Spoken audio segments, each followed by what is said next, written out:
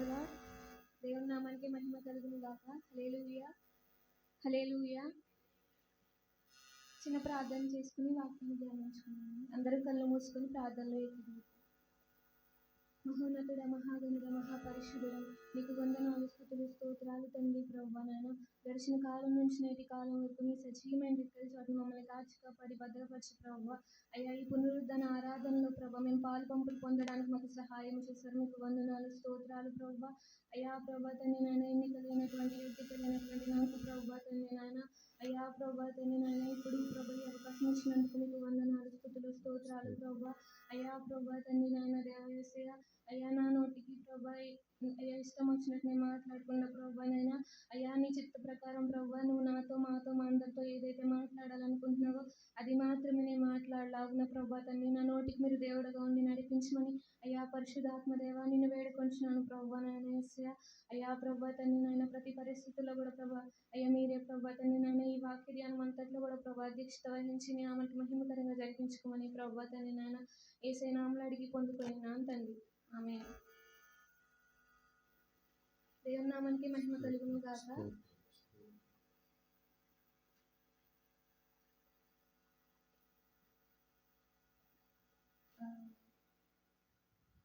వందనాలు తెలియజేసుకుంటున్నాను. అందరూ ఎలా ఉన్నారు? అందరు బాగున్నారు? దేవునికి వందనాలు.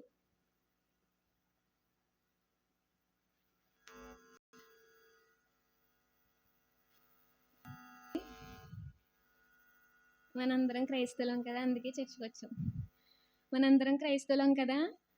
సో మనకి సమస్య వచ్చినా, బాధ వచ్చినా, ఇబ్బంది వచ్చినా, ఎటువంటి పరిస్థితులైనా మనం ఎక్కడికి వెళ్తాం?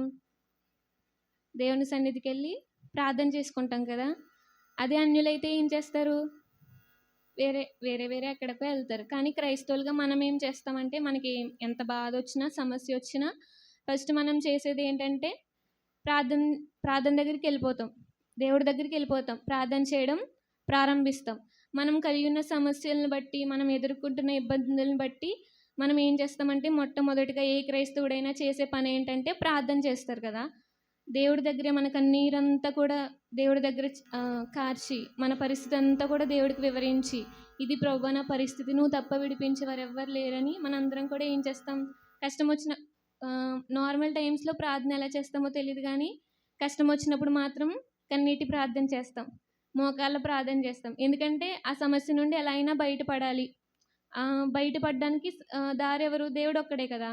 సమస్య నుండి వేసేది మనకున్న మార్గం ఒక్కటే, ఏంటది? యేసయ్యే. సో మనం ఏం చేస్తాం? కష్టం వచ్చినప్పుడు మాత్రం చాలా మనస్ఫూర్తిగా ప్రార్థన వస్తుంది, మనకి కన్నీరు కూడా వస్తుంది, మోకాలపై కూడా ఉండి మనం ఎందుకంటే ఆ సమస్యలో నుండి ఎలా అయినా విడిపించబడాలి, ఎలా అయినా జయించాలి, అదే కదా మన గోల్. సో మనం ఏం చేస్తాం? సమస్య వచ్చినప్పుడు చాలా మనస్ఫూర్తిగా, హృదయపూర్వకంగా దేవుడికి ఇష్టమైన ప్రార్థన నిజంగా అప్పుడే మనలో వస్తుంది. నార్మల్ టైమ్స్లో అంత హృదయపూర్వకంగా రాదు, కానీ మన ఆలోచనలు ఎక్కడెక్కడో తిరుగుతూ ఉంటాయి. మనం ప్రార్థన చేస్తూ ఉంటాం, మన మైండ్ ఇక్కడ ఉండదు, బాడీ ఇక్కడే ఉంటుంది, కానీ మైండ్ అనేది ఎక్కడెక్కడో తిరుగుతూ ఉంటుంది. అమెరికా నుంచి ఇండియా వరకు కూడా వచ్చేస్తుంది. మన ఆలోచనలు అలానే ఉంటాయి కదా మనం ప్రార్థన చేసినప్పుడు. కానీ కష్టం వచ్చినప్పుడు, సమస్య వచ్చినప్పుడు మనం చేసే ప్రార్థన ఎలా ఉంటుందంటే హృదయపూర్వకంగా వస్తుంది, మనస్ఫూర్తిగా మనం చేస్తాము. అలా మనం చేసినప్పుడు కొన్నిసార్లు దేవుడు వెంటనే జవాబు అనేది మనకి ఇస్తారు, కొన్నిసార్లు వెంటనే జవాబు అనేది రాదు. అట్లీస్ట్ మనకి ఎలా అనిపిస్తుంది అంటే, కొన్ని సమస్యలు గుండా మనం వెళ్తున్నప్పుడు దేవుడు వెంటనే తన సేవకుడి ద్వారానో, లేదా కళల ద్వారానో, లేదా వాక్యం ద్వారానో మనతో మాట్లాడి ఆ సమస్యకి పరిష్కారం అనేది ఆయన కలుగజేస్తాడు కదా.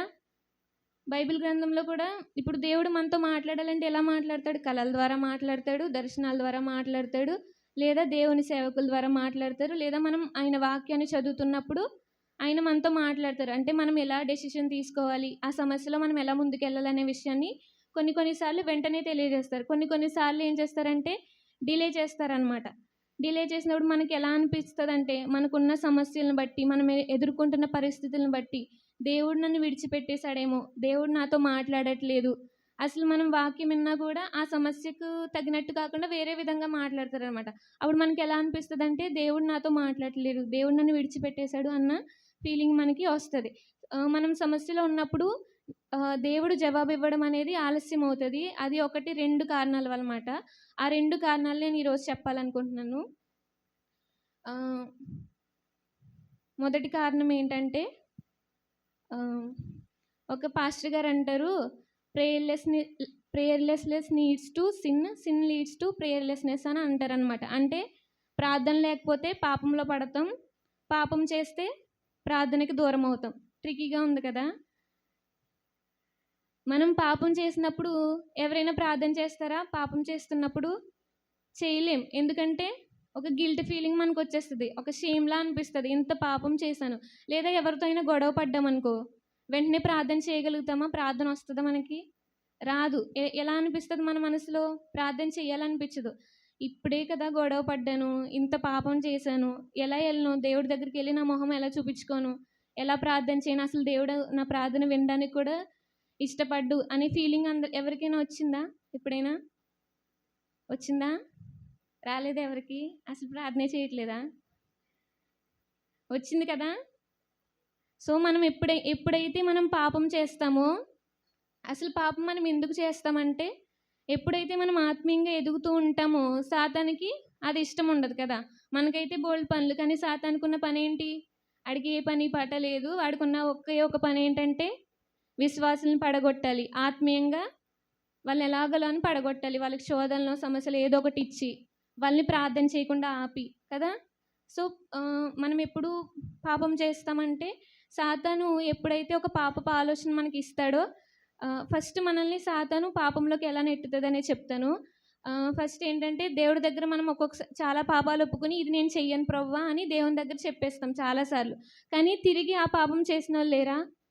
వన్స్ కన్ఫెస్ చేసి, ఇది నేను చెయ్యను ప్రవ్వా, ఇది నేను చూడను, ఇది అనను, బూతులు మాట్లాడను, ఇలా చేయను అనేసి మనం దేవుడి దగ్గర కన్ఫెస్ చేసి మళ్ళీ అదే పాపం చేసిన వాళ్ళు ఉన్నారా? లేరా? ఉంటారు. ఎందుకంటే ఎప్పుడైతే నేను ఫస్ట్ చెప్పాను కదా, ప్రేయర్‌లెస్‌నెస్ లీడ్స్ టు సిన్ అని చెప్పాను కదా! అంటే మనం ఎప్పుడైతే ప్రార్థన ఆపేస్తామో పాపంలో పడతాం.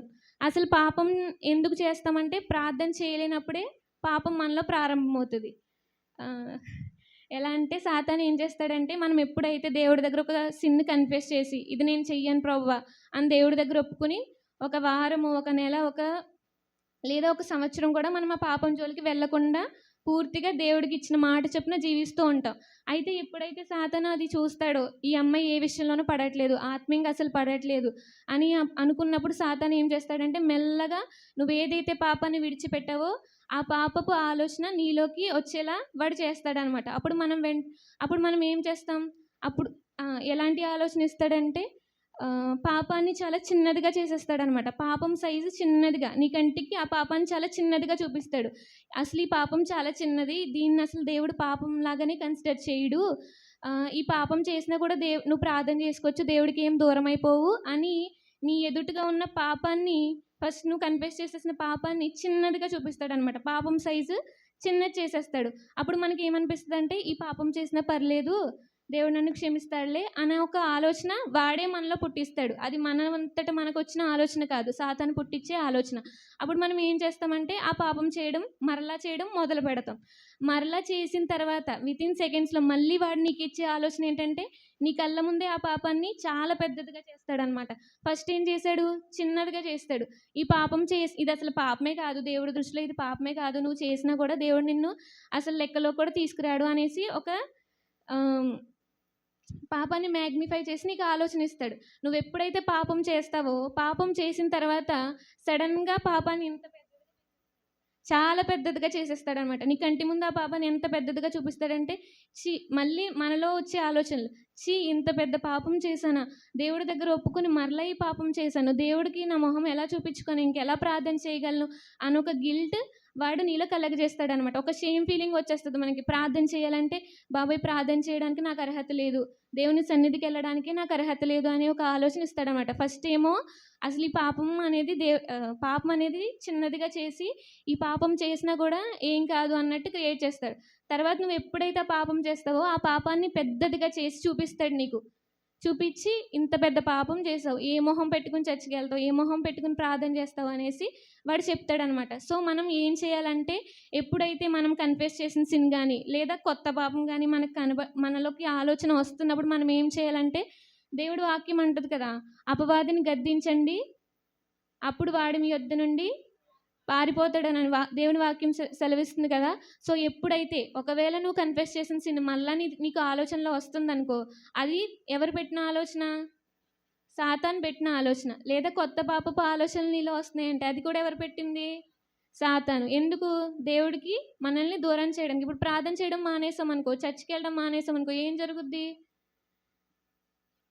దేవుడికి దూరం అవుతాం కదా, మనం లోకానికి దగ్గర అవుతాం. ఎప్పుడు దేవునికి దూరం అవుతామో లోకానికి దగ్గర అవుతాం. సో సాతాను అలా చేస్తాడు. కాబట్టి ఎప్పుడైతే పాపపు ఆలోచన మన హృదయంలోకి రాగానే మనం ఏం చేయాలి? ఆ ఆలోచనని గద్దించాలి, సాతాన్ని గద్దించాలి. ఇది నా ఆలోచన కాదు, సాతాను నాకు ఇచ్చిన ఆలోచన, యేసు నామములో ఇది పోవునుగాక అనేసి దేవుడు మనకి ఇచ్చిన ఒక ఆయుధం ఏంటి? యేసు నామం. మనం యేసయ్య నామంలో ఏది అడిగినా కూడా మనంతట మనం తండ్రి దగ్గరికి చేరుకోగలమా? మనంతట మనం ప్రార్థన చేస్తే దేవుడు ఒప్పుకుంటాడా? మనం ప్రార్థన చేసినప్పుడు ఎలా ముగిస్తాం? యేసయ్య నామంలో అడిగి పొందుకున్నామని చేస్తాం కదా. ఎందుకు అలా చేస్తాం? ఎందుకంటే మనంతట మనం దేవుని దగ్గర అంగీకరింపబడం. మనం ఎప్పుడైతే యేసయ్య నామాన్ని మన నోటితో ఒప్పుకుంటామో అప్పుడు మన ప్రార్థన అంగీకరించబడుతుంది. అందుకే మనం ప్రార్థనలో లాస్ట్లో ఏమంటాం? యేసయ్య నామంలో అని తండ్రిని వేడుకుంటాం. సో మనం తండ్రిని అంగీకరించబడాలంటే యేసయ్య నామాన్ని ఒప్పుకోవాలి. అలాగే ఇప్పుడు ఎప్పుడైతే పాపం మనలోకి ప్రారంభం అవుతుందని మనకు తెలుస్తుందో, ఇది నా ఆలోచన కాదు, నన్ను దేవుడికి దూరం చేస్తున్న సాతాను ఆలోచన అని మనం వెంటనే ఏం చేయాలి? అపవాదిని గద్దించాలి. ఎవరి నామంలో? యేసయ్య నామంలో. సో ఫస్ట్ నేను చెప్పాను కదా, మన సమస్యలో ఉన్నప్పుడు దేవుడు రెండు కారణాలు చెప్తాను. రెండు కారణాల వల్ల దేవుడు జవాబు ఇవ్వలేనట్టు మనకు అనిపిస్తుందని. ఫస్ట్ కారణం ఏంటంటే పాపం. సాతాను ఏం చేస్తాడంటే, ఈ పాపాన్ని మనలోకి ప్రవేశపెట్టినప్పుడు మనం పాపం చేస్తాం, ప్రార్థన చేయడం మానేస్తాం, అప్పుడు ఇంకా దేవునికి దూరం అవుతాం. అప్పుడు అలాంటి సమయంలో మనకి సమస్యలు వచ్చినప్పుడు దేవుడి దగ్గర నుంచి జవాబు రావడం ఆలస్యం అవుతుంది. అప్పుడు మనం ఏం చేయాలి? పాపాన్ని ఒప్పుకొని అప్పుడు ప్రార్థన చేస్తే దేవుడు ఖచ్చితంగా ఆ సమస్య నుండి విడుదల అనుగ్రహిస్తాడు. ఫస్ట్ కారణం అందరికీ అర్థమైందా? ఏంటి ఫస్ట్ కారణం? మన పాపం వల్ల, మనం విడిచిపెట్టిన పాపాన్ని మళ్ళా చేయడమో లేదా కొత్త పాపం చేయడం వల్ల మన సమస్యకి జవాబు అనేది త్వరగా రాదు. కాబట్టి ఫస్ట్ అది విడిచిపెట్టాలి. పాపం చేయకపోవడానికి కారణం ఏంటి? ప్రార్థన అని చెప్పాను కదా. సో మన అనుదినంలో ప్రార్థన అస్సలు మానివేయకూడదు. నిన్న చేసుకున్నాను కదా, మొన్న చేసుకున్నాను కదా, ఈ ప్రార్థన ఈ వారం అంతా సరిపోద్దులే అని అనుకోకూడదు. ఇప్పుడు మనం ట్రాఫిక్ పోలీసులు ఏం చెప్తారు? హెల్మెట్ పెట్టుకోమని చెప్తారు కదా. మనం ఒక రోజు పెట్టుకుని వారం అంతా పెట్టుకోకుండా వెళ్ళామనుకో, ఓకేనా? పెట్టుకున్న రోజు ఏం జరగకపోవచ్చు, పెట్టుకోకుండా వెళ్ళిన రోజు ఏదైనా జరిగితే. సో మనం హెల్మెట్ ఎప్పుడు ధరించుకోవాలి? వెళ్తున్నప్పుడల్లా ధరించుకోవాలి. అప్పుడే మనం సేఫ్గా ఉంటాం కదా. అంతేగాని ఒక రోజు పెట్టుకున్నామని తర్వాత రోజంతా పెట్టుకోకుండా వెళ్తే అది సేఫ్ కాదు కదా. అలాగే ప్రార్థన కూడా క్రైస్తవుడికి ఒక హెల్మెట్ లాగా అన్నమాట. ఎప్పుడు కూడా ప్రార్థన ధరించుకునే ఉండాలి. ప్రతిరోజు ప్రార్థన చేసుకుంటూనే ఉండాలి. ఎంత పనులు ఉన్నాయని అనేసి మనం ప్రార్థన మానివేయకూడదు. ఎప్పుడైతే మనం ప్రార్థన మానివేస్తామో పాపపు ఆలోచనలు మనం ప్రారంభమవుతాయి. ఆ ఆలోచనల ద్వారా దేవునికి మనం ఆ పాపంలో ఎక్కువ మునిగిపోయి దేవునికి దూరం అయిపోతాం. రెండో సమస్యకి జవాబు రాకపోవడానికి ఇంకో కారణం ఏంటంటే, ఆదికాండము 31వ అధ్యాయం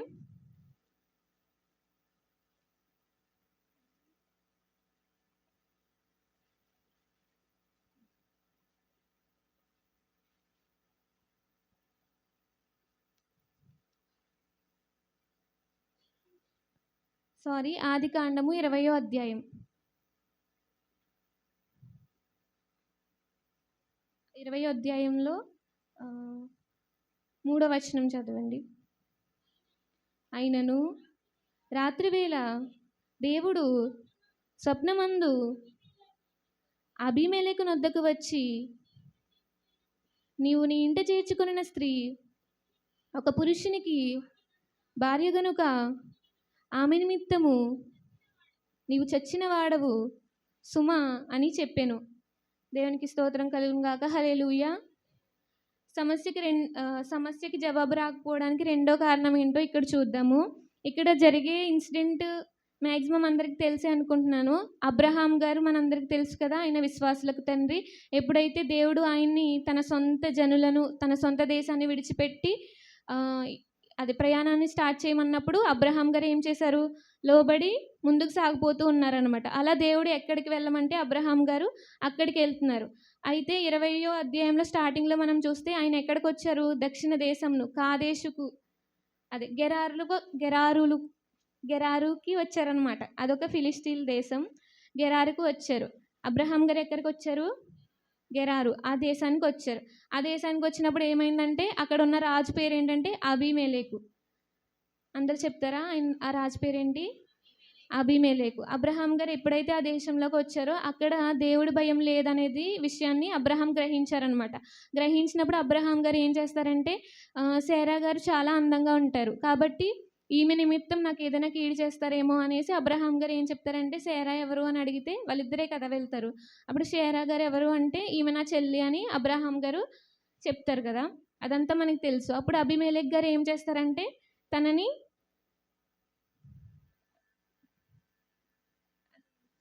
రాజభవనంలోకి తీసుకెళ్తారనమాట. తీసుకెళ్ళిపోయి ఉంచినప్పుడు అక్కడ ఏం జరిగింది? అబ్రహాం గారి భార్యని అబీమెలెకు రాజు తీసుకెళ్ళిపోయారు. సో, అబ్రహాం గారు దీని గురించి దేవుడి దగ్గర ప్రార్థన చేసి ఉంటారా? చేయకుండా ఉంటారా? చేసే ఉంటారు కదా! సో, అబ్రహాం గారు విశ్వాసంతో నీతి కలిగి ఏ పాపం ఆయనలో లేదు. నీతిమంతుడుగా ఉన్నాడు. దేవుణ్ణి పూర్తిగా విశ్వసించాడు. సో, విశ్వాసంతో నీతి కలిగి పాపం లేకుండా ప్రార్థన చేసినప్పుడు దేవుడు వింటాడు కదా! కానీ ఇక్కడ మనం జరిగింది ఏమని చూస్తున్నాం? అబ్రహాంతో దేవుడు మాట్లాడాడు అక్కడ. నువ్వేం భయపడకు, నీ భార్యని నేను తీసుకొస్తానని మాట్లాడినట్టు మనం చూస్తామా? 3వ వచనంలో మనం ఏం చదివాం? దేవుడు ఎవరితో మాట్లాడుతున్నారు? అబీమెలెకుతో కదా మాట్లాడుతున్నారు.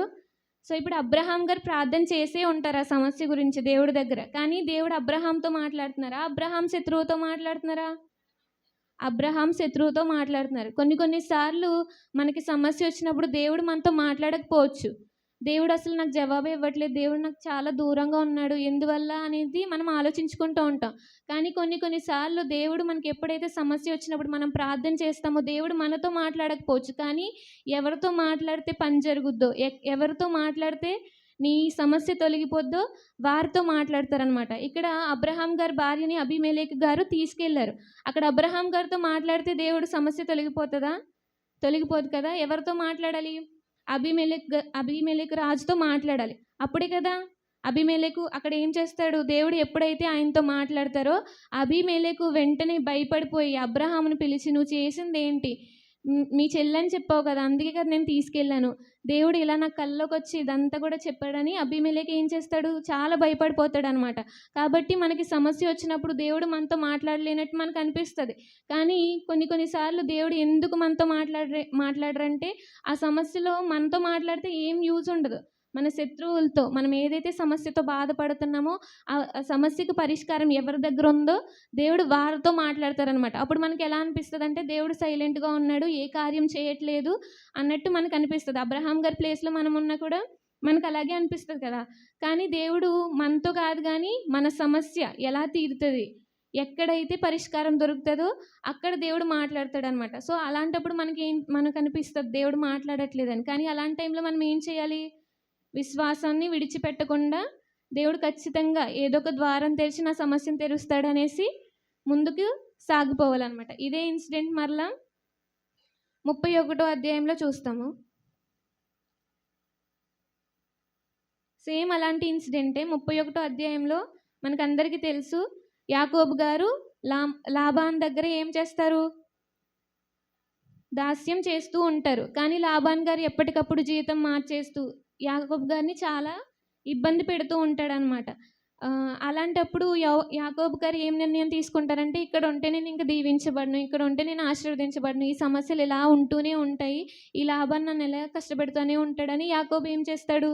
లాబాన్ దగ్గర నుంచి పారిపోవడానికి ప్రయత్నం చేస్తాడనమాట. అప్పుడు లాబాన్ ఏం చేస్తాడంటే తన ఇంటి వారందరూ కలిసి యాకోబుని తరుముకుంటూ వెళ్తూ ఉంటారనమాట. యాకోబు కూడా దేవుడికి ప్రార్థన చేసినప్పుడు ఆ సమస్య నుండి విడిపించమని దేవుడు ఏం చేస్తాడంటే సేమ్ యాకోబు గారితో మాట్లాడడం వల్ల ఏం జరుగుతుంది? సమస్య తీరుతుందా? తీరదు కదా! సో యాకోబు గారితో మాట్లాడకుండా దేవుడు లాబాన్ గారితో మాట్లాడతారనమాట. 31 అధ్యాయం. ఆ రాత్రి స్వప్నమందు దేవుడు సిరియా వాడైన లాబాను వద్దకు వచ్చి 24వ వచనం, నీవు యాకోబుతో మంచి గాని చెడ్డ గాని పలుకకుము, జాగ్రత్త సుమి అని అతనితో చెప్పాను. ఇక్కడ దేవుడు లాబాన్ గారితో మాట్లాడుతున్నాడా, వార్నింగ్ ఇస్తున్నాడా? వార్నింగ్ ఇస్తున్నాడు కదా. ఏమంటున్నాడు? యాకోబుతో నువ్వు మంచి కానీ చెడ్డ కానీ పలుకకు సుమి అని చెప్తున్నారు. ఎందుకంటే యాకోబు పక్షాన ఉన్నది ఎవరు?